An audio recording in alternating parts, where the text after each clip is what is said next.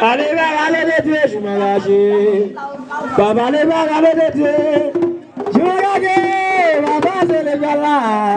C'est bien gardé, gagné, papa, les bagarres les blessés.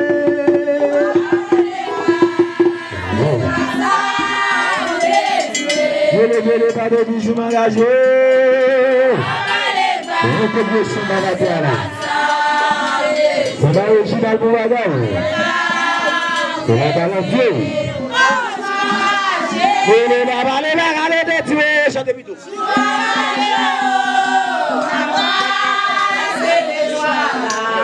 C'est